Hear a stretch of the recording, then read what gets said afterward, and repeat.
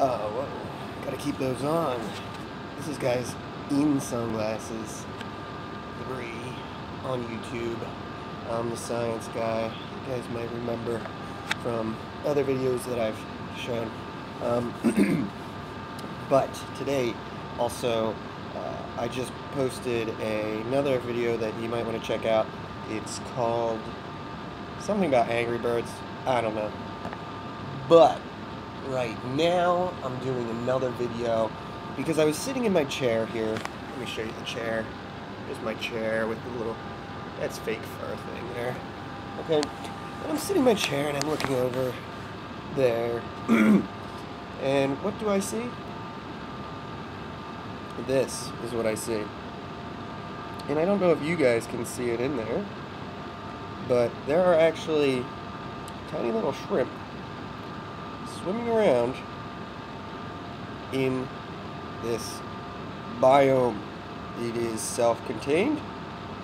That green stuff right there is algae. They feed on that. The sticks actually have tiny little holes where bacteria grow, and those bacteria, well, there's one swimming right there. See? Those bacteria break down all these little shrimpies' waste. And if one of these shrimps die, they'll break down the shrimp as well very quickly. Now, today I just wanted to talk a bit about krill, because krill is really interesting. So, in some cultures, let's say Japan, krill has been harvested as a food source for humans and domesticated animals since at least the 19th century, possibly earlier in Japan, where it was known as okiyami. Yes.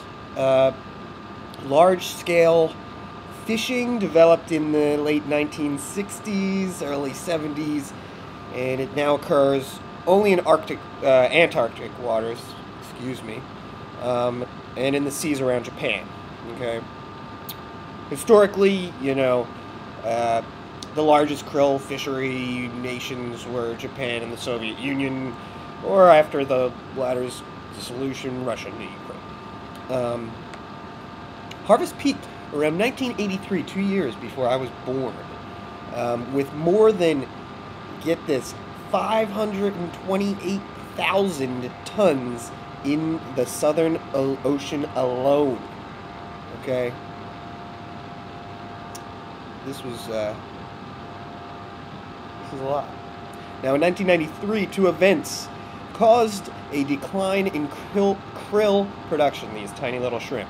Okay?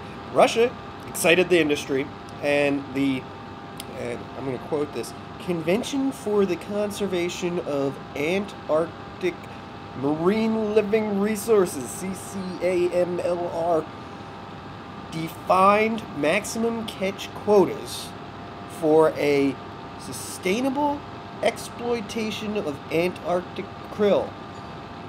After an October 2011 review, the Commission decided not to change the quota. Just leave it as it is. So, now the annual Antarctic catch is it's stabilized around 100,000 tons. Not as much as it used to be. Which is roughly 1/50th of the CCAMLR catch quota. The main limiting factor was probably high costs, along with political and legal issues.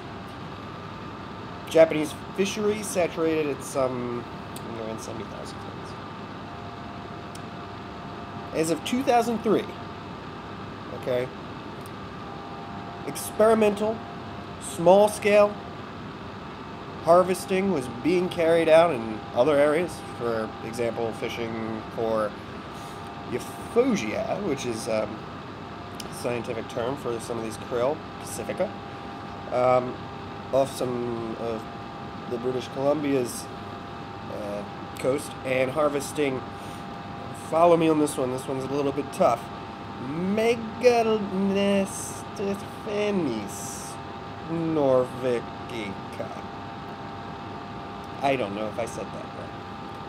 Or Thysanocessa rashi and Thysanocessa inermis in the Gulf of St. Lawrence. These experimental operations produce only a few hundred tons of krill per year. Some studies consider it unlikely that any large-scale harvesting operations in these areas will be started due to opposition from local fishing industries and conservation groups. Pretty interesting. Now, I don't know if you want to eat this right now, but krill tastes salty and somewhat stronger than shrimp. For mass consumption and commercially prepared products, they must be peeled, okay, number one, and they're very small, so this is tough, because their exoskeletons contain fluorides, which are toxic in high concentrations. There is a small but growing market for krill oil as a dietary supplement ingredient. 2 clinical trials have been published. Tests include lipid lowering, which means fat lowering, arthritis pain and function, and C-reactive protein. So pretty good things that could happen if you have fish oil in your system. Do they have predators? Yes. Many animals like to feed on krill, ranging from smaller animals like fish or penguins to larger ones like seals and even baleen whales.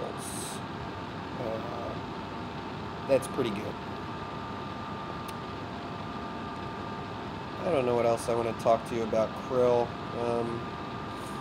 I mean, I could tell you that krill belong to the large arthropod subphylum, the Crustacea, the most familiar and largest group of crustaceans is the class Malacostraca. It includes the suborder Eucharidia, comprising the 3 orders Euphausiacea, or krill, Decapodia, which is shrimp and lobsters and crabs, and the planktonic Amphionids. The order Euphausiacea comprises 2 families.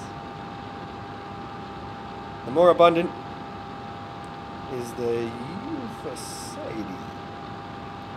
Contains 10 different genera with a total of, get this, 85 species. So, I'm not going to talk about the lesser known family, Benthiophysidae, which only has 1 species.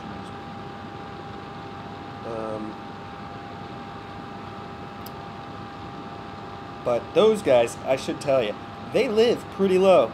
They live in deep waters below about 1,000 meters, 3,300 feet. And they're considered one of the most primitive, extant krill species. Well-known species would be those ones that I mentioned in the krill fisheries, including Antarctic krill, and Pacific krill, and northern krill. Forgive me for not mentioning their scientific names and just their common names. Enjoy the next krill meal you have. Salty, for sure. Mr. Lowell, bidding you adieu.